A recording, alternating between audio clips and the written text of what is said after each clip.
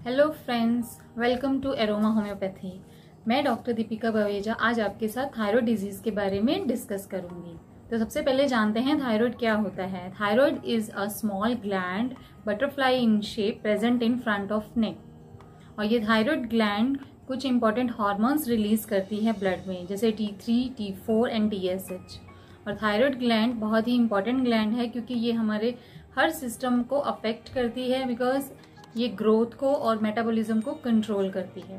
Thyroid gland अगर hormones ज़्यादा produce करती है तो उस कंडीशन को हम हाइपरथायरॉयडिज्म बोलते हैं, और अगर हार्मोन्स कम प्रोड्यूस करती है तो उस कंडीशन को हम हाइपोथायरॉयडिज्म बोलते हैं।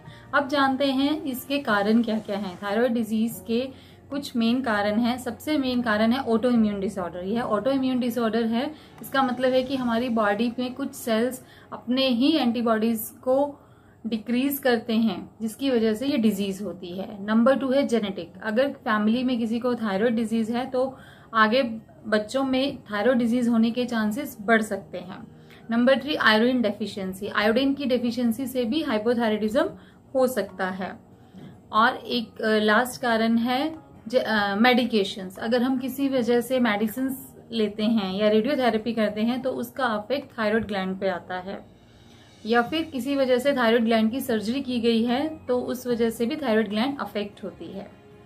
अब हम बात करते हैं सिम्टम्स की। सबसे पहले हाइपोथायरॉयडिज्म। जब हार्मोन्स की कमी होती है तो उस कंडीशन को हाइपोथायरॉयडिज्म कहते हैं। और इसमें जो सिम्टम्स होते हैं वो इस प्रकार हैं। इसमें हमारा मेटाबॉलिज्म स्लो हो जाता है, जिसकी वजह से कैलोरीज बर्न करने की कैपेसिटी कम हो जाती है और हमारा वेट गेन होता है। पल्स रेट कम हो जाता है, हार्ट रेट कम हो जाता है, बॉडी टेम्परेचर कम हो जाता है, जिसकी वजह से पेशेंट ठंड फील करता है।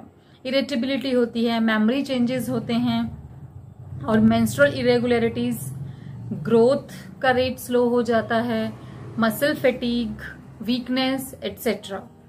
अब बात करते हैं हाइपरथायरॉयडिज्म की। जब हार्मोन्स का लेवल इंक्रीज हो जाता है तो उसे हाइपरथायरॉयडिज्म कहते हैं। इसके सिम्टम्स सबसे पहला मेटाबॉलिज्म रेट बढ़ जाता है, यानी कैलोरीज बर्न होने की कैपेसिटी बढ़ जाती है और हमारा वेट लॉस होने लग जाता है।